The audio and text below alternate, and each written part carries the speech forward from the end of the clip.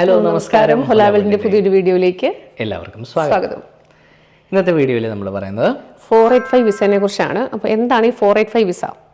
485 visa, stay back visa എന്നൊക്കെ പറയുന്നത് നമ്മൾ പഠിച്ചു കഴിഞ്ഞ് നമുക്ക് കിട്ടുന്ന സ്റ്റേ ബാക്ക് പീരീഡിനെയാണ് 485 സബ് ക്ലാസ് വിസ എന്ന് പറയുന്നത്.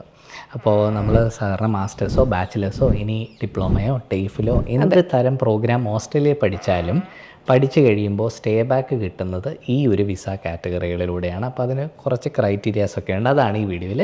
സ്റ്റേ ബാക്ക് വിസ ആയിരിക്കും കുട്ടികൾക്ക് കൂടുതലും പോപ്പുലർ ആയിട്ടുള്ള ഒരു പേര്. അതെ, അപ്പോൾ അതാണ് ഈ വീഡിയോയിൽ നമ്മൾ ഡിസ്കസ് ചെയ്യാൻ പോകുന്നത് അല്ലേ. ഇനി ഏതൊക്കെ ടൈപ്പ് 485 വിസ ഓസ്ട്രേലിയയിൽ ഉണ്ടെന്നുള്ളത് നമുക്ക് നോക്കാം. 3 ടൈപ്സ് ആണ് ഉള്ളത്. First one post vocational education work stream, second post higher education work stream, third type എന്ന് പറയുന്നത് second post higher education work stream. അതെ, എന്താണ് ഇതിൻ്റെയൊക്കെ വ്യത്യാസം? Post vocational education work stream എന്ന് പറഞ്ഞു കഴിഞ്ഞാൽ ഡിപ്ലോമ, അസോസിയേറ്റ് ഡിഗ്രി പ്രോഗ്രാംസ്, അതുപോലെ തന്നെ ട്രേഡ് പ്രോഗ്രാംസിൽ നമ്മുടെ ടേഫിലെ പ്രോഗ്രാംസ് ഒക്കെ പഠിക്കുന്ന കുട്ടികൾക്കുള്ള 485 വിസ കാറ്റഗറി തന്നെയാണ് ഈ post vocational education work stream എന്ന് പറയുന്നത്. അതുപോലെ post higher education work stream എന്ന് പറഞ്ഞു കഴിഞ്ഞാൽ bachelors degree, honours degree, masters degree, അതുപോലെ തന്നെ ഡോക്ടറേറ്റ് ഡിഗ്രി, ഇത്രയും കോഴ്സുകൾ കംപ്ലീറ്റ് ചെയ്ത കുട്ടികൾക്ക് അപ്ലൈ ചെയ്യാൻ പറ്റുന്ന വിസയാണ് post higher education work stream എന്ന് പറയുന്നത്. ഇനി എന്താണ് ഈ second post higher education work stream? ഇത് നമ്മുടെ നേരത്തെ പറഞ്ഞ post higher education work stream കഴിഞ്ഞിട്ട് സെക്കൻഡായിട്ട് വീണ്ടും ഒരു എക്സ്ട്രാ സ്റ്റേ ബാക്കിന് കിട്ടുന്ന പരിപാടിയാണ് ഈ second post higher education work stream. അപ്പോൾ ഇതെന്താണെന്ന് പറയാമേ. നമുക്ക് സാധാരണ സ്റ്റേ ബാക്ക് കിട്ടുന്ന എത്ര വർഷമാണ് എന്ന് പറഞ്ഞുതരാം. നമ്മൾ ആദ്യം പറഞ്ഞ category vocational education work stream ആണെങ്കിൽ നമ്മൾ പറഞ്ഞ ഈ ടേഫിലെ പ്രോഗ്രാംസിലെ diploma programmes, associate degree programmes, ഇതൊക്കെ പഠിക്കുമ്പോൾ 2 കൊല്ലമാണ് സ്റ്റേ ബാക്ക് കിട്ടുന്നത് ഫ്ലാറ്റ്. നമുക്ക് post higher education work stream, അതായത് ബാച്ചിലേഴ്സോ മാസ്റ്റേഴ്സ് പ്രോഗ്രാമോ പഠിക്കുന്നവർക്ക് കുറച്ച് കൂടുതൽ ആനുകൂല്യങ്ങൾ ലഭിക്കുന്നുണ്ട്. അവർക്ക് ബേസിക്കലി മിനിമം 2 ഇയേഴ്സാണ് സ്റ്റേ ബാക്ക് കിട്ടുന്നത്. ബാച്ചിലേഴ്സുകാർക്ക് 2 ഇയേഴ്സാണ്, മാസ്റ്റേഴ്സുകാർക്ക് 3 ഇയേഴ്സാണ് മിനിമം കിട്ടുന്ന സ്റ്റേ ബാക്ക്. ഈ ഒരു സ്റ്റേ ബാക്ക് പീരീഡ് കഴിയുമ്പോൾ second post higher education work സ്ട്രീമിന് എലിജിബിൾ ആവും ചിലരൊക്കെ. ആരൊക്കെയാണെന്ന് ചോദിച്ചാൽ കാറ്റഗറി 2, കാറ്റഗറി 3 സ്ഥലങ്ങളിൽ പഠിക്കുന്നവർക്ക് ഈ എക്സ്ട്രാ സ്റ്റേ ബാക്ക് കിട്ടുന്നുണ്ട്. അത് ഏതൊക്കെ റീജിയൻസ് ആണ്, കാറ്റഗറി 2, കാറ്റഗറി 3 എന്നുള്ളത് ഐ ബട്ടണിൽ നമ്മൾ ഡീറ്റെയിൽഡ് വീഡിയോ നമ്മൾ ഐ ബട്ടണിൽ കൊടുക്കുന്നതാണ്. നമ്മൾ നേരത്തെ ചെയ്തിട്ടുണ്ട്. നിങ്ങൾ പഠിക്കുന്ന യൂണിവേഴ്സിറ്റിയുടെ ക്യാമ്പസ് ഏത് പോസ്റ്റ് കോഡ് ആണ്, ആ പോസ്റ്റ് കോഡ് അനുസരിച്ച് ആ ക്ലാസിഫിക്കേഷൻ വരുന്നത്. കാറ്റഗറി 2ൻ്റെ എക്സാമ്പിൾ അഡിലേഡ്, പെർത്തൊക്കെയാണ്. കാറ്റഗറി 3യുടെ എക്സാമ്പിൾ ഡാർവിൻ പോലെയുള്ള പോലുള്ള സ്ഥലങ്ങളാണ്. അപ്പോൾ ഇതിന് കണ്ടീഷൻസ് ഉണ്ട്. നിങ്ങൾ ആ സ്ഥലത്ത് തന്നെ live, study and work in category 2 or 3 regional ഏരിയയിലാണെങ്കിൽ മാത്രം പോരാ, പഠിച്ച് കഴിഞ്ഞ് സ്റ്റേ ബാക്ക് കിട്ടത്തില്ലേ. നമ്മൾ ആദ്യം അപ്ലൈ ചെയ്യുന്ന 485 വിസയുടെ 2 ഇയേഴ്സ് അല്ലെങ്കിൽ 3 ഇയേഴ്സ് പീരീഡിൽ നിങ്ങൾ അതേ റീജിയണൽ ഏരിയയിൽ തന്നെ ആണ് ചിലവഴിച്ചത് എന്നുള്ളതിൻ്റെ പ്രൂഫ് സബ്മിറ്റ് ചെയ്താൽ second post higher education work സ്ട്രീമിന് നിങ്ങൾ എലിജിബിൾ ആണ്. അത് എത്രയാണ് കിട്ടുന്നത്? 1 കൊല്ലമോ 2 കൊല്ലമോ. കാറ്റഗറി 2ലാണ് പഠിക്കുന്നതെങ്കിൽ 1 കൊല്ലം എക്സ്ട്രാ കിട്ടും. കാറ്റഗറി 3ലാണ് പഠിക്കുന്നതെങ്കിൽ 2 കൊല്ലം. കാറ്റഗറി 1 സിഡ്നി, മെൽബൺ, ബ്രിസ്ബെയിൻ സ്ഥലങ്ങളാണ്. അവിടെ പഠിച്ചു കഴിഞ്ഞാൽ ഈ ഒരു work stream extra stay back apply ചെയ്യാൻ പറ്റത്തില്ല. അവർക്ക് നോർമലി കിട്ടുന്ന 2 ഇയർ ബാച്ചിലേഴ്സിന് അല്ലെങ്കിൽ മാസ്റ്റേഴ്സിന് 3 ഇയേഴ്സ്. ഈ മാസ്റ്റേഴ്സ് ഇന്ത്യൻ സ്റ്റുഡൻസിന് മാത്രമാണ് കിട്ടുന്നത്. അതെല്ലാം ഡീറ്റെയിൽ ആയിട്ട് ഐ ബട്ടണിലെ വീഡിയോയിൽ. അതിലിപ്പം കുട്ടികൾക്ക് ചെറിയൊരു സംശയം വരാറുണ്ട്. ഇപ്പം നമ്മൾ പഠിക്കുന്നത് ഉദാഹരണത്തിന് വൊല്ലമോങ് ഒരു റീജിയണൽ ഏരിയ ആണ്. വൊല്ലമോങ്ങിൽ പഠിച്ചതിന് ശേഷം അഡിലേഡിലേക്ക് മാറിക്കഴിഞ്ഞാൽ ഈ സ്റ്റേ ബാക്ക് കിട്ടുമോ? കിട്ടും. കാരണം വൊല്ലമോങ് ഒരു കാറ്റഗറി 2 റീജിയണൽ ഏരിയ ആണ്, അഡിലേഡ് ഒരു കാറ്റഗറി 2 റീജിയണൽ ഏരിയ ആണ്. സോ നമ്മൾ പഠിച്ച സ്ഥലത്ത് തന്നെ നിൽക്കണമെന്നില്ല ഈ ഒരു അഡീഷണൽ സ്റ്റേ ബാക്ക് കിട്ടാൻ. ഏതെങ്കിലും ഒരു റീജിയണൽ ഏരിയ ആയാൽ മതി. വർക്ക് ചെയ്യുകയോ പഠിക്കുകയോ ചെയ്യുന്നത് ഏതെങ്കിലും ഒരു റീജിയണൽ ഏരിയയിലായാൽ മതി അഡീഷണൽ സ്റ്റേ ബാക്ക് കിട്ടും. അതേസമയം അഡിലേഡ് പഠിച്ച ഒരു കുട്ടി സിഡ്നിയിൽ വന്നാണ് താമസിക്കുന്നത്, സിഡ്നിയിൽ വന്നാണ് ജോലി ചെയ്യുന്നതെങ്കിൽ ആ കുട്ടിക്ക് ആ ഒരു അഡീഷണൽ സ്റ്റേ ബാക്ക് കിട്ടുന്നതല്ല. Second post higher education. അതാണ് നമ്മൾ പറഞ്ഞുകൊണ്ടിരിക്കുന്നത് കേട്ടോ. അപ്പം അതിനൊക്കെ കുറച്ച് ലൂപ്പ് ഹോൾസ് ഒക്കെ ഉണ്ട്. നിങ്ങൾ അവിടെയാണ് എന്താ പറയുന്നത് ചിലവഴിക്കുന്നത് സമയം എന്നുണ്ടെങ്കിൽ അങ്ങനെ അതിൻ്റെ പ്രൂഫൊക്കെ വെച്ച് കഴിഞ്ഞാലും കിട്ടും. പക്ഷേ നിങ്ങൾക്ക് ശമ്പളം ലഭിക്കുന്നത് ഒരു സിഡ്നിയിൽ നിന്നോ മെൽബണിൽ നിന്നോ ആണെങ്കിൽ നമുക്കത് ജസ്റ്റിഫൈ ചെയ്യാൻ പാടാം. അപ്പോൾ അവരുടെ തന്നെ ഒരു ഓഫീസ് റീജിയണൽ ഏരിയയിൽ ഉണ്ടെങ്കിൽ അങ്ങനെ നിങ്ങൾക്ക് ആ റീജിയണൽ ഏരിയ ഓഫീസ് വഴി നിങ്ങളുടെ ശമ്പളം വരുന്നെങ്കിൽ ഇറ്റ് ഈസ് ഓൾ പോസിബിൾ. പിന്നെ ഈ വിസയുടെ കാര്യങ്ങളെല്ലാം എല്ലാവർക്കും ഏകദേശം ഒരുപോലെ ആയിരിക്കത്തില്ല. കേസ് ബൈ കേസ് ഇത് ഡിഫറൻസ് ഉണ്ടായിരിക്കും അല്ലേ. ഇപ്പം നമ്മളിങ്ങനെ പറഞ്ഞാലും ഓരോരുത്തരുടെയും ഫയൽ അനുസരിച്ചായിരിക്കും അപ്പോൾ നിങ്ങൾക്ക് ആർക്കെങ്കിലും 485 വിസ അപ്ലൈ ചെയ്യാനായിട്ട് ബുദ്ധിമുട്ടുണ്ട്, സ്ട്രെയിറ്റ് ഫോർവേഡായിട്ട് ചെയ്യാവുന്നതേ ഉള്ളൂ. പക്ഷേ നിങ്ങൾക്ക് ബുദ്ധിമുട്ടുണ്ട്, നിങ്ങൾക്ക് അസിസ്റ്റൻസ് വേണമെങ്കിൽ നമുക്ക് ഹോല വേൾഡിന് അത് ചെയ്യാൻ പറ്റും. നമ്മുടെ കൂടെ മൈഗ്രേഷൻ ഏജൻ്റ് ഉണ്ട്. ആൻഡ് നിങ്ങൾക്ക് അത് എംപ്ലോയ് ചെയ്ത് വളരെ സ്മൂത്തായിട്ട് നിങ്ങളുടെ 485 വിസ ചെയ്യാൻ പറ്റും. അപ്പോൾ ശരിക്കും പറഞ്ഞു കഴിഞ്ഞാൽ കുട്ടികൾക്ക് തനിയെ ചെയ്യാവുന്നതേ ഉള്ളൂ. പക്ഷേ ഇപ്പോൾ ഒരുപാട് കുട്ടികൾക്ക് റിജക്ഷൻ വരുന്നുണ്ട്. നേരെ ചെയ്യാനായിട്ട് മൈന്യൂട്ട് കാര്യങ്ങളായിരിക്കും. അവർക്ക് കുഴപ്പമില്ല, അല്ലെങ്കിൽ അത് ചെയ്തിട്ടുണ്ടാവും. പക്ഷേ നമ്മുടെ 485 വിസയ്ക്ക് വേണ്ടുന്ന സ്പെഷ്യൽ റിക്വയർമെൻറ്റ്സ് മീറ്റ് ചെയ്യുന്നുണ്ടാവത്തില്ല. ആ ഒരു ചെറിയ കാരണമായിരിക്കും അപ്പോൾ തന്നെ വിസ റിജക്ഷൻ കിട്ടും. വിസ റിജക്ഷൻ കിട്ടിക്കഴിഞ്ഞാൽ ഭയങ്കര ചടങ്ങാണ്, നമ്മൾ പുറകെ പറയുന്നതായിരിക്കും. അപ്പോൾ ഈ വിസ റിജക്ഷൻ കിട്ടാനായിട്ട് ഈ റിക്വയർമെൻറ്റ്സ് കറക്റ്റായിട്ട് മാച്ച് ആവത്തുണ്ട്. അതുകൊണ്ട് തന്നെ നമുക്ക് റിക്വയർമെൻറ്റ്സിലേക്ക് പോകാം. ആ റിക്വയർമെൻറ്റ്സിൽ ഏറ്റവും കൂടുതൽ വിസ റിജക്ഷൻ കിട്ടിയ കാറ്റഗറി ആദ്യം തന്നെ ഡിസ്കസ് ചെയ്യാം. അപ്പോൾ ഈ വീഡിയോ മസ്റ്റായിട്ട് മൊത്തത്തിൽ കാണാൻ ശ്രമിക്കുക. നമുക്ക് റിക്വയർമെൻറ്റ്സിലേക്ക് പോകാം. അതെ. അപ്പോൾ 485 വിസയുടെ എലിജിബിലിറ്റി ക്രൈറ്റീരിയയിൽ number 1 thing is English criteria meet ചെയ്തില്ലെങ്കിൽ വിസ റിജക്ഷൻ ഷുവറാണ്. അപ്പോൾ എന്തുകൊണ്ടാണ് ഇത് ഇത്ര ഇമ്പോർട്ടൻ്റ് ആയിട്ട് നിങ്ങളൊരു ഏജൻ്റ് എടുത്ത് പോകാനും പറഞ്ഞത്? അഥവാ നിങ്ങൾക്ക് ഇംഗ്ലീഷ് റിക്വയർമെൻറ്റ് എന്തെങ്കിലും മീറ്റ് ചെയ്യാൻ പറ്റുന്നില്ല എങ്കിൽ it is complicated. Visa rejection കിട്ടുന്ന കേസുകൾ ഇഷ്ടം പോലെ വരുന്നുണ്ട്. ഇംഗ്ലീഷ് പരീക്ഷ നമുക്ക് സ്കോർ വേണ്ടത്ര കിട്ടിയില്ലെങ്കിൽ വിസ റിജക്ഷൻ ഗ്യാരൻറ്റീഡ് ആണ്. അപ്പോൾ അതിന് പണ്ടൊക്കെ അത് നമുക്ക് S57 എന്ന് പറഞ്ഞാൽ ഫർദർ ഇൻഫർമേഷൻ റിക്വസ്റ്റ് ചെയ്യുമായിരുന്നു കേസ് ഓഫീസർ. അതായത് നമ്മൾ എന്തെങ്കിലും ഡോക്യുമെന്റ് മിസ്സിംഗ് ആണെങ്കിൽ അല്ലെങ്കിൽ എന്തെങ്കിലും ക്രൈറ്റീരിയ മീറ്റ് ചെയ്യുന്നില്ല എന്നുണ്ടെങ്കിൽ S57 ഇഷ്യൂ ചെയ്യുമായിരുന്നു. ഇപ്പോൾ അത് അങ്ങനെ ഒന്നും ഇഷ്യൂ ചെയ്യുന്നില്ല, നേരെ ഡയറക്റ്റ് റിജക്ഷൻ കൊടുക്കുകയാണ്. ഇപ്പോൾ ഈ 485 റിജക്ഷൻ കിട്ടിക്കഴിഞ്ഞാൽ നമുക്ക് കുറേ വിസ ബാൻ ഉണ്ട്. കുറച്ച് വിസകൾക്കൊന്നും നമുക്ക് അപ്ലൈ ചെയ്യാൻ പറ്റില്ല, പിന്നീട് 485 അപ്ലൈ ചെയ്യാൻ പറ്റില്ല. അങ്ങനെ കുറച്ചധികം കോംപ്ലിക്കേഷൻസ് ഉണ്ട് അതിൽ. അപ്പോൾ അതുകൊണ്ട് നിങ്ങൾ സീരിയസ് ആയിട്ട് കണ്ട് തന്നെ നമ്മുടെ ലാംഗ്വേജ് ടെസ്റ്റ് ക്ലിയർ ചെയ്യാനായിട്ട് ശ്രദ്ധിക്കുക. അപ്പോൾ നമുക്കൊരു സംശയം വരും, നമ്മൾ സ്റ്റുഡൻറ്റ് വിസയ്ക്ക് അപ്ലൈ ചെയ്യുന്ന സമയത്ത് ഓൾറെഡി നാട്ടിൽ നിന്ന് തന്നെ IELTS or PT എഴുതിയിട്ടായിരിക്കും വന്നിട്ടുണ്ടാവുക. അപ്പോൾ അതിന് 2 വർഷത്തെ അല്ലെങ്കിൽ 3 വർഷത്തെ വാലിഡിറ്റി കാണുമല്ലോ എന്ന് വിചാരിച്ച് വരുന്ന കുട്ടികളുണ്ടാവും. പക്ഷേ 485 അപ്ലൈ ചെയ്യാനായിട്ട് നമുക്ക് 12 മന്ത്സിനുള്ളിൽ എക്സാം എഴുതിയ സ്കോർ ഉണ്ടായിരിക്കണം. അത് ക്ലബ് ചെയ്യാനും നമുക്ക് പറ്റത്തില്ല. എന്താ ഇങ്ങനെ ചെയ്യുന്നതെന്ന് ചോദിച്ചാൽ, ഫ്രോഡുലൻ്റ് ആയിട്ടുള്ള എക്സാംസ് നാട്ടിൽ നിന്ന് ക്ലിയർ ചെയ്ത് കുട്ടികൾ വരുന്നുണ്ടോ എന്നുള്ള സംശയം കൊണ്ടാണ്. ഞങ്ങളും അങ്ങനത്തെ വാർത്ത കേട്ടു. കൊൽക്കട്ട, നോർത്ത് ഇന്ത്യയിലും കൊൽക്കട്ട, ആസാം ഇവിടെയൊക്കെ PT എക്സാംസ് മാനിപ്പുലേറ്റ് ചെയ്ത് വേറെ ആൾക്കാർ എക്സാം എഴുതി പാസ്സാക്കി സ്കോർ കൊടുക്കുന്ന പോലെ IELTSലും അങ്ങനെ മാനിപ്പുലേഷൻ നടക്കുന്നത് കേട്ടിട്ടുണ്ട്. അപ്പോൾ എങ്ങനെ നോക്കിയാലും ഇവർ ഏറ്റവും മിനിമം സ്കോറാണ് പറയുന്നത്. 485 വേണ്ടുന്ന IELTS or PT സ്കോർ ഏറ്റവും മിനിമം സ്കോറാണ് പറയുന്നത്. അപ്പോൾ ഇവിടെ 2 വർഷം പഠിക്കുന്ന ഒരു കുട്ടിക്ക് ഈസി ആയിട്ട് ക്രാക്ക് ചെയ്യാവുന്ന സ്കോറേ ഉള്ളൂ. ഇത് ക്രാക്ക് ചെയ്യാൻ പറ്റേണ്ടതാണ്. അപ്പം ഞാൻ അത്ഭുതപ്പെടാറുണ്ട് കുട്ടികൾ എന്താണ് ക്രാക്ക് ചെയ്യാത്തത്. ഞാൻ മനസ്സിലാക്കുന്നത് അങ്ങനെ ചെയ്യുന്നവർ അസൈൻമെൻറ്റ് സ്വന്തമായിട്ട് എഴുതിയിട്ടില്ല, അല്ലെങ്കിൽ AI ഉപയോഗിച്ചായിരിക്കും അസൈൻമെൻറ്റ്സ് പോയത്. നോർമലി ഒരു കുട്ടിക്ക് ഈ കോഴ്സ് കംപ്ലീറ്റ് ചെയ്യുന്ന രീതിയിൽ അസൈൻമെൻറ്റ്സ് ചെയ്യാൻ പറ്റണമെങ്കിൽ ഇംഗ്ലീഷിൻ്റെ ഒരു ലെവൽ വരും. ആ ലെവൽ അക്വയർ ചെയ്യുന്നില്ലെങ്കിൽ അത് തന്നെ ഒരു സൂചനയാണ് ആ കുട്ടികൾ അസൈൻമെൻറ്റ് സ്വന്തമായിട്ട് ചെയ്തിട്ടുണ്ടാവുകയില്ല, അല്ലെങ്കിൽ ChatGPT ഒക്കെ ബ്ലൈൻഡായിട്ട് യൂസ് ചെയ്ത് ടെക്നിക്സ് വെച്ച് മാത്രം ഇംഗ്ലീഷ് എഴുതി അസൈൻമെൻറ്റ് സബ്മിറ്റ് ചെയ്തവരാവാം. 6 വട്ടമൊക്കെ PT എക്സാം എഴുതി ക്ലിയർ ചെയ്യാത്ത കുട്ടികളൊക്കെ ഉണ്ട്. അപ്പോൾ അത് നിങ്ങൾ സീരിയസ് ആയിട്ട് തന്നെ എടുക്കുക. 485 കിട്ടണമെന്നുണ്ടെങ്കിൽ ഇത് ക്ലിയർ ചെയ്തിട്ടുണ്ടാവണം. അപ്പോൾ ഹോല വേൾഡ് ആദ്യം ഇത് ഫ്രീ ആയിട്ട് സ്റ്റുഡൻസിന് ചെയ്ത് കൊടുക്കുന്നുണ്ടായിരുന്നു. നമ്മളുടെ സ്റ്റുഡൻസിന് എളുപ്പമുള്ള പ്രോസസ്സ് ആണല്ലോ എന്ന് കരുതി. പക്ഷേ കുട്ടികളിത് ലൈറ്റായിട്ട് എടുക്കുന്നതുകൊണ്ടായിരിക്കാം ഇംഗ്ലീഷ് ടെസ്റ്റ് പോലും ഇമ്പോർട്ടൻ്റ് ആയിട്ട് എടുത്തില്ല. കാരണം ചേട്ടനും ചേച്ചിയും പറയുന്നതാണ് പല കുട്ടികളും കൂടുതലും കേൾക്കുന്നത്. അപ്പോൾ അവർ പറഞ്ഞു അത് പയ്യെ എടുത്താൽ മതി, അപ്പോൾ നിങ്ങൾക്ക് വിസയുടെ ഡ്യൂറേഷൻ കുറച്ചുകൂടെ കിട്ടും, നിങ്ങൾക്ക് പയ്യെ ഗ്രാൻഡ് വരത്തുള്ളൂ എന്നൊക്കെ പറയും. പക്ഷെ അതൊക്കെ തെറ്റാണ്. ഈ ചേട്ടനും ചേച്ചിമാർ പറയുന്നത് കേട്ട് ചെയ്യാന്ന് പറഞ്ഞാൽ റൂൾസ് എല്ലാ 6 മാസം കൂടുമ്പോഴും ചേഞ്ച് ആവുന്നുണ്ട്. ദയവായിട്ട് ക്വാളിഫൈഡ് ആയിട്ടുള്ള എഡ്യൂക്കേഷൻ അല്ലെങ്കിൽ മൈഗ്രേഷൻ ഏജൻസ് പറയുന്നത് മാത്രം കേൾക്കുക. ചേട്ടനും ചേച്ചിക്ക് 6 മാസം മുന്നത്തെ റൂളേ അറിയുള്ളൂ, ഇപ്പോഴത്തെ റൂൾ അല്ലെങ്കിൽ നിങ്ങൾ വായിച്ചു നോക്കുക. വായിച്ചു നോക്കിക്കഴിഞ്ഞാൽ ഇറ്റ്സ് ഈസി. പക്ഷേ നിങ്ങൾ വായിച്ചു നോക്കുമ്പോഴും പല കേസുകളും മിസ്സായി പോകാൻ ചാൻസ് ഉണ്ട്. അപ്പോൾ തീർച്ചയായും ഇങ്ങനൊരു പ്രൊഫഷണൽസ് ഇവിടെ വർക്ക് ചെയ്യുന്നത് അവരോട് കൺസൾട്ട് ചെയ്യാനായിട്ടാണ്. എല്ലാം കഴിഞ്ഞിട്ട് നമ്മുടെ അടുത്ത് വന്നിട്ട് കാര്യമില്ല. ഒരു സ്റ്റുഡൻറ്റ് ഹോല വേൾഡ് വഴി വന്ന തന്നെ സ്റ്റുഡൻ്റാണ്. നമ്മൾ ഈ 485 കാര്യം പറഞ്ഞ് ഒരു ജനുവരിയിൽ സംസാരിച്ച, മാർച്ചിലാണ് കുട്ടിയുടെ വിസ തീരുന്നത്. ഇംഗ്ലീഷ് വേണമെന്ന് പറഞ്ഞാണ്, പക്ഷെ ഒട്ടും ഇമ്പോർട്ടൻസ് കൊടുത്തില്ല. ആ മാർച്ചായിട്ടും എക്സാം എഴുതിയില്ല. എക്സാം എഴുതാതെ ആ കുട്ടി നമ്മൾ പറഞ്ഞു, വീണ്ടും പറഞ്ഞു. പക്ഷേ ലാസ്റ്റ് ഡേ ആയി, നമുക്ക് ലോഡ് ചെയ്യേണ്ട ദിവസമാണ്. ലോഡ് ചെയ്തില്ലെങ്കിൽ നമുക്കൊന്നും ചെയ്യാൻ പറ്റത്തില്ല. സ്റ്റുഡൻറ്റ് വിസ എക്സ്പയർ ആവും. നമുക്ക് ലോഡ് ചെയ്യേണ്ടി വന്നു.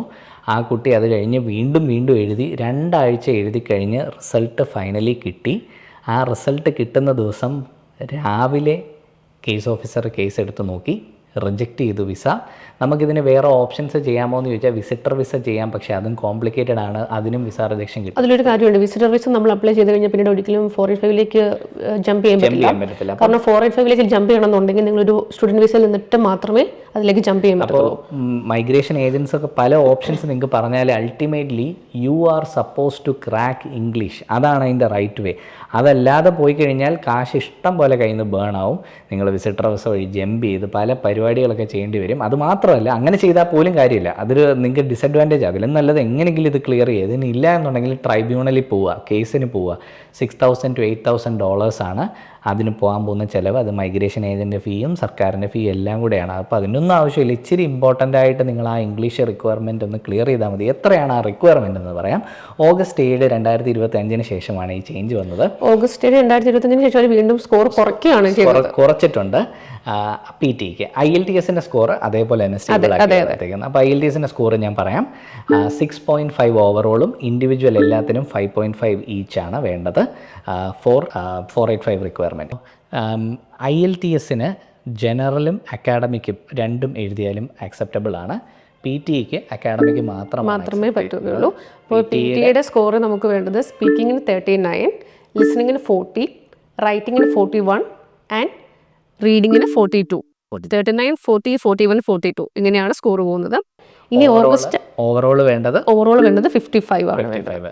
ഇനി ഓഗസ്റ്റ് 7 മുന്നേ PT ക്ലിയർ ചെയ്തിട്ടുള്ള കുട്ടികളാണ് നിങ്ങളെങ്കിൽ നിങ്ങൾക്ക് വേണ്ടുന്നത് ഓവറോൾ സ്കോർ 57 ആണ്.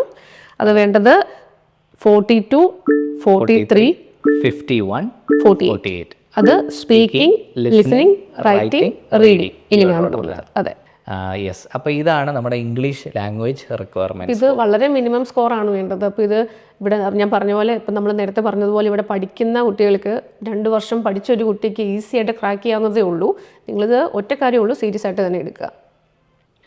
അടുത്ത ഇമ്പോർട്ടൻറ്റ് റിക്വയർമെൻ്റ് ആണ് മെഡിക്കൽ എക്സാമിനേഷൻ. ഇതും ഈ പറഞ്ഞ പോലെ 12 മന്ത്സിനുള്ളിൽ ചെയ്തിട്ടുള്ള മെഡിക്കൽ എക്സാമിനേഷൻ ആയിരിക്കണം നിങ്ങൾ അപ്ലൈ ചെയ്യുന്ന ഡേറ്റ് വെച്ച് നോക്കി കഴിയുമ്പോൾ.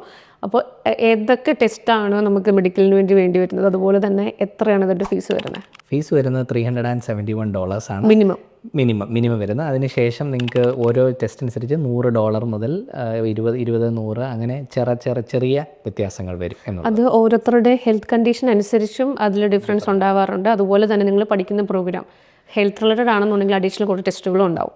അതെ. അപ്പോൾ മിനിമം നമുക്ക് ബേസിക്കായിട്ട് medical examination and chest x-ray ഇതെന്തായാലും ആവശ്യമാണ്. നമ്മൾ ഹൈ റിസ്ക് ട്യൂബർകുലോസിസ് കൺട്രിയായ ഇന്ത്യയിൽ നിന്നുള്ളവരായതുകൊണ്ട് നമുക്ക് ടെസ്റ്റുകൾ അല്പം കൂടുതലാണ്. അപ്പോൾ മെഡിക്കൽ എക്സാമിനേഷൻ, ചെസ്റ്റ് എക്സ്റേ, അതിനോടൊപ്പം തന്നെ സിറം ക്രിയാറ്റിനിൻ EFGR എന്ന് പറഞ്ഞൊരു ടെസ്റ്റും കൂടി നോർമലി ചെയ്യേണ്ടതുണ്ട്. ഇവിടെ ഒരു കാര്യമുണ്ട്, കുട്ടികൾ ചിലപ്പം അതിബുദ്ധി കാണിച്ച് ഈ 485 വിസ ലോഡ് ചെയ്യും, എന്നിട്ട് മെഡിക്കൽ ഒരു 2 മന്ത്സ് കഴിഞ്ഞിട്ടൊക്കെ ആയിരിക്കും ബുക്ക് ചെയ്യുന്നത്.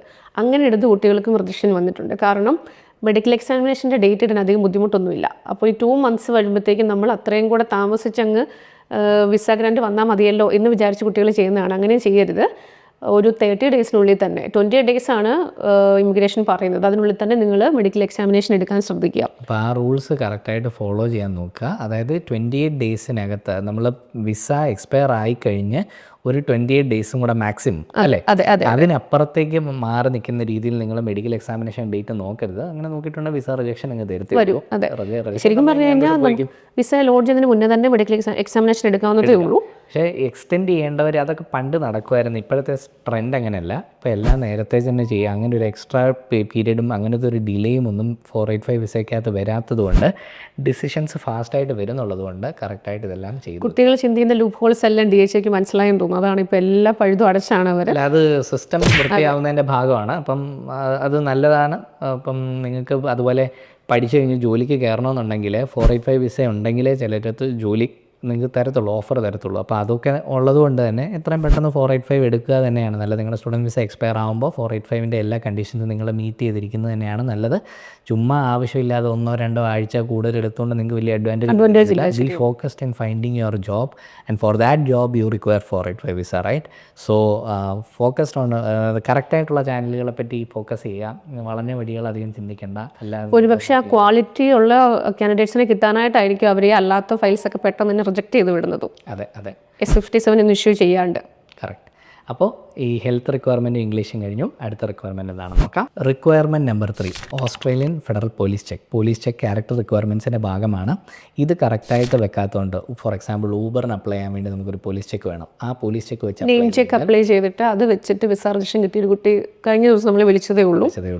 അപ്പോൾ നിങ്ങൾക്കത് സംശയം വരാതിരിക്കാൻ കറക്റ്റ് എന്താണ് നോക്കേണ്ടതെന്ന് ഗൂഗിളിൽ സെർച്ച് ചെയ്യേണ്ടത് ഓസ്ട്രേലിയൻ ഫെഡറൽ. ഇതൊക്കെ ചെറിയ ചെറിയ കാര്യങ്ങൾ. ഇതിനൊരു $47-50 അടുത്തേ ഈ AFP അപ്ലൈ ചെയ്യാൻ. നിങ്ങൾ അപ്ലൈ ചെയ്ത് കഴിഞ്ഞാൽ ഒരു 48 അവേഴ്സിനുള്ളിൽ നിങ്ങൾക്ക് അതിൻ്റെ റിസൾട്ട് നിങ്ങൾക്ക് മെയിൽ വഴി കിട്ടുകയും ചെയ്യും.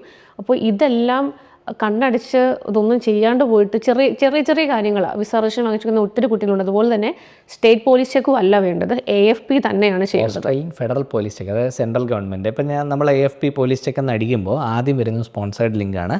ഇത് വെറുതെ ഒരു ഏജൻസി വഴി ചെയ്തെടുക്കുന്നതാണ്. അത് കുറച്ചുകൂടെ കോസ്റ്റ് കൂടുതലായിരിക്കും. നിങ്ങൾ പോകേണ്ടത് ഡയറക്റ്റ്ലി നമ്മുടെ ഫെഡറൽ പോലീസിൻ്റെ സിമ്പലുള്ള ആ ഐക്കണുള്ള ഓസ്ട്രേലിയൻ ഫെഡറൽ .gov.au ഈ സൈഡിൽ പോവുക. Apply for A national police check.